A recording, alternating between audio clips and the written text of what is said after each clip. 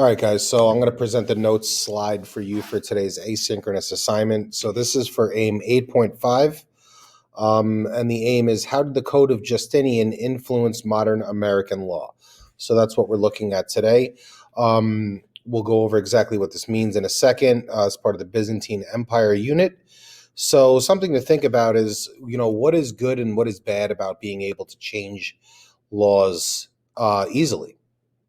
And I think in general, there's some good things about it. The idea is that your laws in the society under which you live should reflect the values of the people of that society, right? So as the values of this society changes collectively, so should the laws. I guess the tricky part is that if laws are changing, in response to the changes in society, it could be difficult to keep up.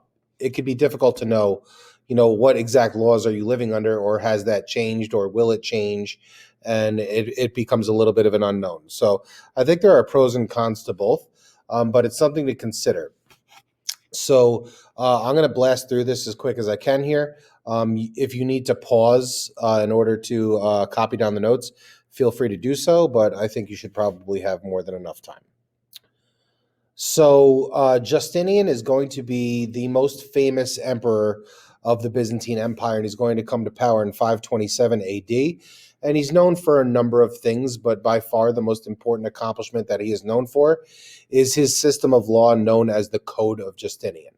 So the Code of Justinian he's basically piggybacking off of the old Roman law systems. So one of the traditions and the legacies of ancient Rome is their system of law and government, and the Byzantine Empire is going to build on that. So the way Rome focused on law, the Byzantine Empire will focus on law to create a stable society also. Remember, this is kind of Rome 2.0, right? So a lot of the cultural values that were found in Rome are going to be found in the Byzantine Empire also. So it is no surprise that Byzantine Empire is placing this really high value on systems of law also, just the same as Rome did. So the old Roman law system contained over 4,000 laws. I know it was called the 12 Tables of Rome, but all in all, after it was all said and done, there's 4,000 laws, so there's still quite a few. And the idea of the Code of Justinian is that it's going to compile, meaning kind of gather all together in one place, and attempt to simplify the laws of the former Roman Empire. That is going to be the objective here. So this Code of Justinian is built of four different parts. The first is called the Codex Constitutionum. This is a collection of all the old laws of the Roman Empire. So it is all the laws that people are used to living under that kind of have remained unchanged for a long period of time. The next is what's called the Digest, Record of Legal Decisions and Precedents. And this is really, really important. This is kind of a new thing, right?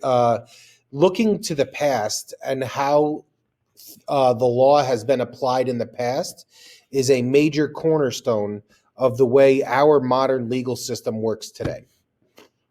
When we're applying the law, we look back in time to see how the law has been applied in the past, and we use that as what's called precedent. Okay. So for example, if someone gets arrested for lighting the American flag on fire and they have to go to court for it, the court will look to legal precedent, Texas versus Johnson. Or if, if we're talking about the integration of public schools and anti-segregation laws, we will look back to Brown versus Board of Ed and some previous legal decisions.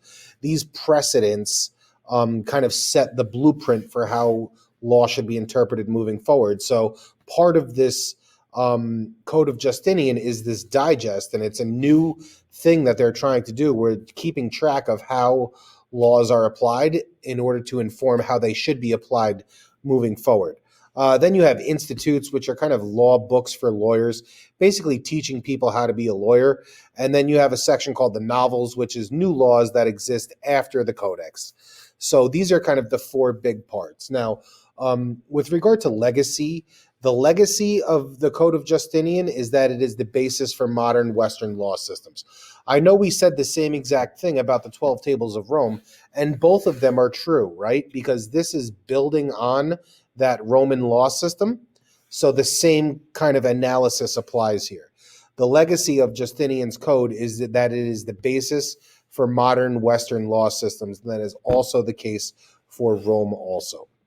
So basically what you guys are going to be doing today for classwork is you're going to take a look at three different laws from Justinian's code, and they can tell us a little bit about their societies. So the same way in the past we have looked at certain law codes for certain civilizations, and we have analyzed them in an attempt to understand a little bit about their society, we're going to do the same thing here. So you guys will get three excerpts from the Code of Justinian, and you will have a couple of questions to answer on each of those excerpts, and make sure you answer the exit slip. Make sure you submit it or turn it in prior to midnight tonight so that your attendance can be counted as you being present, okay? If anyone needs any help or anything, you can get in touch with me during virtual office hours, or you can email me, whichever is the case. On our classwork, on the stream page of our Google Classroom, I will post the link to virtual office hours, and you should have that already in your calendar if you accepted that invite previously. Like I said, or you can use the stream page to access the link that way. So I'm here to help if you need it. If not, good luck and enjoy the rest of your asynchronous Wednesday. We'll see you later.